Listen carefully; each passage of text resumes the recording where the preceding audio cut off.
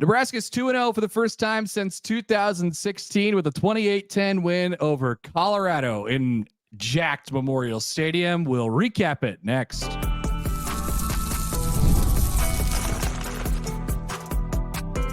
You are Locked On Nebraska, your daily Nebraska Cornhuskers podcast, part of the Locked On Podcast Network, your team every day. Thanks for making Locked On Nebraska your first listen every day. We are free and available wherever you get your podcasts and on YouTube, part of the Locked On Podcast Network, your team every day. Okay.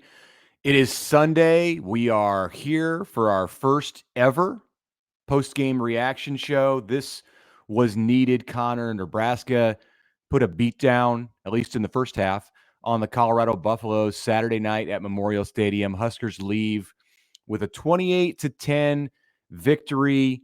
It was a party atmosphere all around. What an environment. What an event. It wasn't a letdown that people feared. Let's get into this and just give our thoughts on what we saw. We were both there at Memorial Stadium as Nebraska moves to 2-0, as you mentioned, the first time since 2016. How did you feel walking into the stadium? What'd you think? How'd you feel walking out of the stadium, Connor? Electric atmosphere as we projected. It was up there with some of the games that I've been to, just in, like those first 5-7 minutes of the first quarter, and then really in the pregame it was really noticeable. There's times where you look up, and I'm sure you noticed this too, Mitch, and Nebraska's sold out every game for 60 years, but sometimes you look around and you'll be like, yeah, there's not 85,000 people in here. In Memorial Stadium on Saturday night, there was every bit of what they announced, 86,000 plus for their 398th consecutive sellout. They're packed into the rows, they're just jammed in there shoulder to shoulder, and the energy was so good. And it made a difference on the game. It did. It made a difference on the game on the first couple possessions. Nebraska got their dream start, a 3-and-out, a touchdown, another 3-and-out. A pick six, the first quarter was completely dominant. And then there was the second half, which we'll talk about on this show too. But it all ended up in a very clean and pretty easy Nebraska. Well, I guess I shouldn't say clean with all the penalties, but a pretty uneventful Nebraska win. Yeah. The first half was just a snowball in Nebraska's favor. And we talked about how it might go, the momentum might just take one team and carry them for quite a ways into this game. And that can really go either way when you have that kind of an atmosphere, the right preparation, the right motivation from a visiting team. You have all that energy in the stadium. I've seen plenty of times, sometimes it's been Nebraska on the road that can go and do that and just take the life out of a stadium. So that to me was one of the bigger questions coming in, was who was going to come out and throw the first punch in this game. And clearly it was Nebraska. The hitting at the beginning of the game was harder on the Nebraska side. I thought this maybe 5 minutes into the game, it was before Tommy Hill's pick six, which, just the place went unglued on that. But there was one team that was angry coming into this game, and it was not Colorado. I thought that was the case, listening to the Huskers on Tuesday, listening to Mekhi Bayer, listening to Ty Robinson, Jamari Butler saying, I hope that they can match our intensity. Well, Colorado could not match Nebraska's intensity coming out of the gate. And that just took Nebraska a long way. I mean, we've seen times like before where Nebraska had an emotional edge at the beginning. It didn't turn into 28-0 at halftime. So that's a step that this program has made to be able to build that energy into a big lead. So after the first quarter, Nebraska led 14-0. They had outgained Colorado 103 to -2. They had 71 rush yards already. They were 8 for 9 passing. Nebraska had 7 first downs. Colorado had 0. They didn't get their first down until the second quarter. They were rattled. Nebraska had double the amount of time of possession, and Colorado had thrown a pick six. They were suffocating. Or I'm sorry, not the pick six yet. They had fumbled and lost the fumble. And they had a shanked punt as well. Nebraska had the one time they punted was a 60-yard punt. So they were completely suffocating in the first quarter and basically ended the game right there. There were still windows of opportunity where Colorado could have got back into it, but it was such a good and dominant first half. Not only, from a physical perspective, but from an emotional perspective as well. The crowd stayed on top. I think maybe a key moment was actually the play where Dante Dowdell on Nebraska's way in to run in their first touchdown, had a pretty clear path to the end zone, and the only person waiting in front of him was Shiloh Sanders. Not only we find out later that Shiloh broke his forearm on that play, or at least that's the thought from Colorado, but that was an emotionally charged play where Dowdell was seeking out contact and was, he was offensive targeting basically Shiloh Sanders on that play just to set the physical tone, ran right at him. Nebraska scored on the very next play. I mean, it's just that kind of energy. Nebraska used it to their advantage very, very clearly on Saturday night. So the next play was when Travis Hunter made a business decision to stay out of the path of Dante Dowdell as he went into the end zone. And the importance of that, I agree, cannot be overstated. Nebraska came out and with the intention, and this is quoting several Nebraska players, we wanted them to feel us. And they said it before the game. They said it after the game. This is going to be the signature for Nebraska if it has a season that looks like what we've seen these first couple of weeks. And at this point, I don't see a reason to believe that like the hallmark of this team is going to change, that they're going to become something different when they get into the Big Ten. Now, they're not going to win every game like that by jumping out to a 28-0 lead and being able to dictate the physicality to teams in the Big Ten. But if that's their intention and that's the way they go into games, we're talking about a major step in the right direction and building this thing the way Matt Rule wants to do it. Yeah, we wondered about it all week, Mitch. Like how do both teams handle this? Emotionally and whatever. I think it was obvious. I don't even, Coach Prime even talked about it after the game. Colorado just didn't handle it. Not at all. Nebraska's crowd was an absolute factor in the game. And then obviously their defense was a gigantic factor in the game as well. And Colorado crumbled basically from like the third snap of the game. They had to punt. Like they did not handle any of that well. Being over, I was down on the field for a portion of time and I was kind of watching their sideline. Wasn't pretty. Didn't look like they were handling it very well over there. And Deion Sanders talked about that even a little bit after the game. So Nebraska, like they had the crowd on their side, and Rule said it last night. He said, I'm not sure how we would handle playing on the road in that environment. So, you got to give all the credit to Nebraska's fans in that regard. But Nebraska had a plan and it went like they had plan A, B, C. Like they didn't have to get to B or C or D. Like they plan A won them the game tonight. And Nebraska's going to find out. Nebraska's going to find out how it handles that environment when it goes to Ohio State. That's true. Next month. But there's a lot of games to be played before that. When were you down on the field? At what points in the game? What was the loudest that you heard it get when you were on the playing surface? End of the first quarter, beginning of the second quarter. Shedeur got sacked on a third down. I got a video of it. Actually, I was going to tweet it out today, so maybe I still will. But yeah, I mean, it was pretty consistent all the way throughout the first half. I think it was probably a little bit more intense and had a bite to it at the beginning of the game, on those first couple 3-and-outs. But or after the pick six and Nebraska got a little bit loose there. But yeah, it was as good of a buzz as I've seen on the field in that stadium, and I've been around for a little while now. I talked to some people who have been around college football for a long time and was told that, and I was in the press box, it's too sterile up there, but I was told that the pick six, the moment leading up to the pick six with Sanders being backed up at his 2-yard line, and what an unsung hero, Brian Buschini. How about that? There's Brian Buschini that we've been waiting for, you want to see that consistently, of course, but there's the NFL punter right there. But the play leading up to the pick six after Buschini pinned Colorado at its 2-yard line, what an opportune moment to do that with a 61-yard punt. He was great all night, and that was as loud as it's gotten. I'm curious from people who are listening and watching us, email us or reach us on the Twitter airwaves.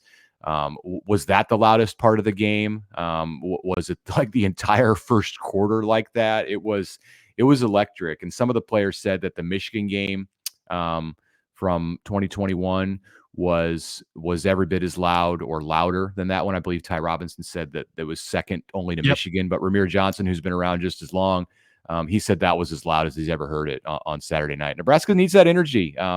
When Illinois comes in on Friday night, when Rutgers comes in, those teams are better than Colorado, and they're going to need that kind of energy to come back to Memorial Stadium if they want to have the home field advantage that now these players are starting to get used to.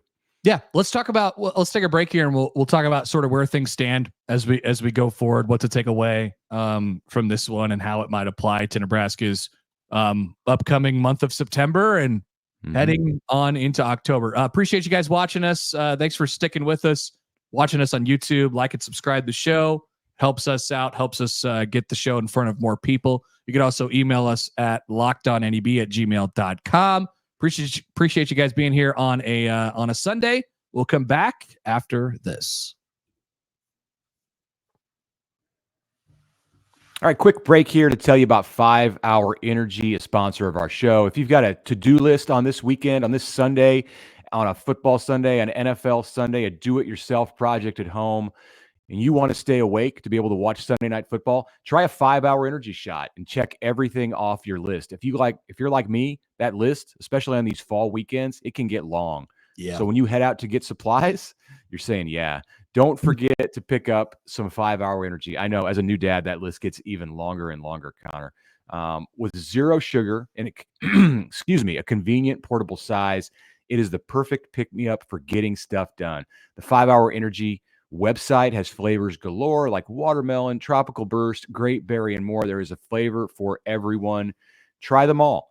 On the site, you have the option to build your own 12-pack or 24-pack. Choose the flavors. They will be delivered right to your door. So go to 5hourenergy.com. That's the number 5hourenergy.com.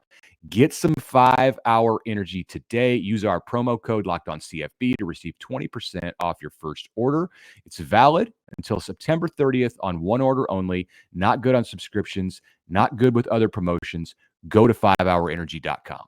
And I want to talk to you about Ibotta, Ibotta, a free app that lets you earn cash back every time you shop. Earn on hundreds of items from groceries to beauty supplies to toys. The average Ibotta user earns about $256 a year. Not bad. Wouldn't mind a little spending cash around the holidays. While other apps give you points that don't amount to much, Ibotta provides cash back that you can move into your bank or your PayPal account, and you could take it as gift cards. Simply add offers in the app, upload your receipts, and voila, the money is yours. Save on over 2,400 brands. Shop at more than 1,000 retailers, including your favorite grocery stores, Lowe's, Macy's, Sephora, Best Buy, and more. That covers just about everything. Right now, Ibotta is offering our listeners $5 just to try it out. Use the code LOCKEDONCOLLEGE when you register. Just go to the App Store, the Google Play Store, download the free Ibotta app, and start earning cash back. That's Ibotta in the Google Play or App Store with the code LOCKEDONCOLLEGE.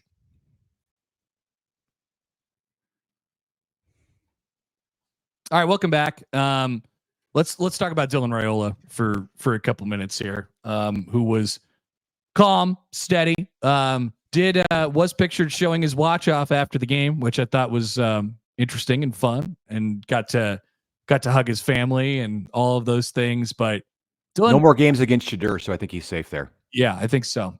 He was 23 of 30 for 185 yards and a touchdown. That's a 77% completion rate. He should have thrown one interception. That actually ended up being his touchdown. Should he? Because I think he trusted Ramir Johnson there. And I think, it was kind of he threw it. Maybe he led Ramir a little too far and it went into the hands of the linebacker, but it wasn't just like luck. I mean, Ramir, he knocked that thing out. It was a great play by Ramir. I will give you that. He probably play by Ramir for sure. Yeah. But he put it in harm's way, and no doubt. It ended up in his one touchdown of the day. But he was steady. He didn't have to do much. They didn't put much in his hands. And Nebraska they were working the screen game quite a bit. But really. And while there is some things to kind of, I think, parse through here on offense, whether it's the run game or, the receivers coming off of last week. And, we talked about them, how explosive and good they were, not so much this week against Colorado. But Mitch, I mean, the bottom line here is Nebraska has a great defense, like bar none. They have a great defense. And so if your quarterback's not turning the ball over and he continues to keep drives alive, and Nebraska's not hurting themselves too badly in terms of the penalties, 12 for 105 on Saturday night, they're going to be okay. That's a great recipe for them to win games. Being up 28-0, you're just not going to lose that with Nebraska's defense. No, not with this defense. There have been Nebraska teams in the past, I think, that would have been in danger of losing that game. Like some Nebraska teams would have found ways to blow 28-point leads, but yeah, not Tony White. How much Tony White come off the field, and he just didn't seem very happy. I don't know if you were down there at the end. He was not pumping his fist. He was not, waving to the crowd. Not much of a smile. Like he's one unique thing about Tony White, and I've seen this through the offseason, through last season, really, really since the end of last year.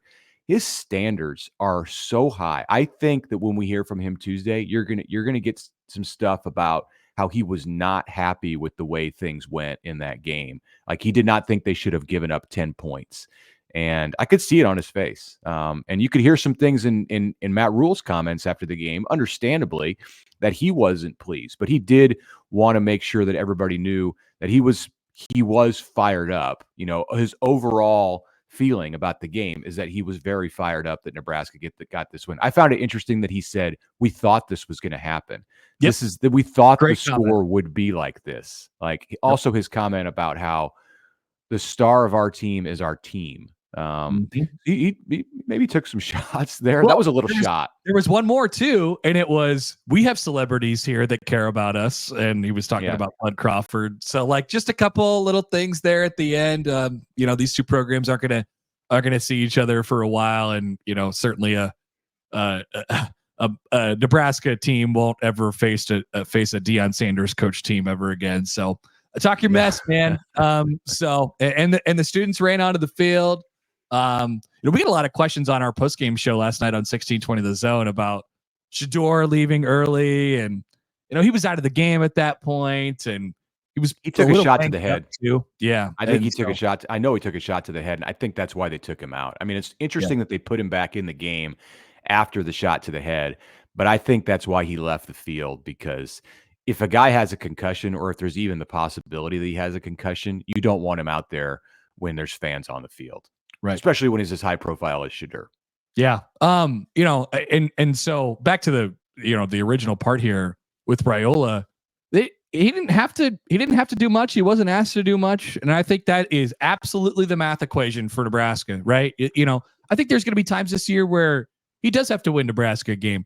Last night wasn't one of them. They were up 28-0 at halftime. And I think there will be, a bunch of conversation this week about what Nebraska didn't do in the second half. I don't mind how they played it. I really don't. I would have loved to see him step on the throat. I think it would have been a more euphoric environment around Lincoln afterwards if they really stomped them out last night. But they didn't, and that's part of their math equation.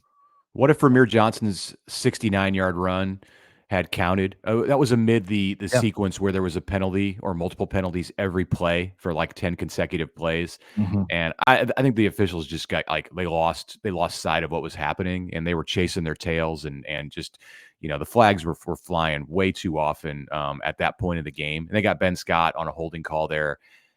It may have happened, but there was some shoddy officiating. If Ramir takes that 69 yards and scores, and it's 35-10, I think it's not that there's people who are upset. Look, people should embrace this moment. This is not. Don't take it for granted. Nebraska hasn't been in this spot with a 2-0 record and a victory against a Power 4 or a Power 5 foe since 2007. We've talked about that, and I think it's worth repeating that there's something going on with Nebraska football right now, and embrace it, savor it. They are usually picking themselves up off the mat at this time of year, to go back with a full circle Crawford reference. But there's finally reason to be excited about Nebraska. They're a good team. They're going to get Northern Iowa this week, and hope, put that game away likely before halftime. And then the Friday night game against Illinois, which will have some extra oomph to it. And Illinois is coming off a nice win against Kansas this past weekend. So that'll be a game for sure. And then first road test, and then the Rutgers, and then, like you're off and running. So as of right now, we're recording this on Sunday morning. It's about 11 o'clock. Haven't seen the AP poll yet. There's a chance that Nebraska's included in it. So they're gonna have to handle that piece of it too. Like, you have to handle success. This is a little new around here. Nebraska will have to maybe play at some point in the next couple of weeks with a little tiny number by its name, which will be a lot different around here too. Yeah, Northern Iowa coming in, and we'll get to the Panthers at some point this week. But Northern Iowa is known to push teams, not in the same way that like a North Dakota State has, but it's an FCS team. They're from the same league, and they beat Iowa State a few years ago. They've taken Iowa State to the wire a couple of other times. So Nebraska, I think the way the game ended is going to do Matt Rule some favors in guarding against a letdown, because I believe that there are a lot of players who who will come to practice on Monday or on Sunday when they get together and work out, and they're not going to be happy with some of the stuff that they see on film. So kind of a coach's dream, right? Yeah, you get a win, you get a decisive win, you accomplish the things that you wanted to accomplish, limit turnovers, kill it with the execution for half the game, and be the more physical team. Those are the things that Nebraska wants. Of course, it wants 60 minutes of execution. It got 30 minutes of execution, but those are the things that they want to do. So you accomplish those things, and you have a somewhat seemingly limitless opportunity to find teaching moments, because there are a lot of teaching moments that the film will show. Nebraska's offense is, they didn't do much on Saturday night, but they did enough. And keep in mind, this is what you can kind of preach going forward. It's just scratching the surface in terms of what it could be. It's the freshman quarterback's second game, and he's been good through each of his two. And Nebraska's got some kinks to work out with its playmakers and its run game a little bit as well. I think it's the dream for a coach, right? You're up 28-0 at half against a rival. You could put them away. Also, the second half was a little sloppy, and you committed too many penalties, and you had some stuff to work out. So yeah, Nebraska's backs went for 148 yards on the ground. Like, that should be better. Jamal Banks had just two receptions for 2 yards. That's going to be better. Nair was 4 for 31. Thomas Fedoni had just one catch for 13 yards. Like, there's so much room. The ceiling is so much higher for this Nebraska offense. And because of Dylan Raiola, we can actually talk about how likely it is that they're going to get closer to that ceiling. And, it's only going to, I think the offense's potential is only going to grow as the year goes on. So it's such an exciting thing to think about as we start to turn the truck toward Big Ten season. Stock up, that's for sure. Okay, thanks for joining us here on a Sunday. We'll be back with you on a regular schedule this week. Appreciate you guys as always. Once again, like and subscribe on YouTube, helps out the podcast. Now for your second listen of the day, go check out the Locked On College Football podcast. They'll have plenty from over the weekend and a full slate of college football. That's Locked On College Football podcast, part of the Locked On Podcast Network, your team every day.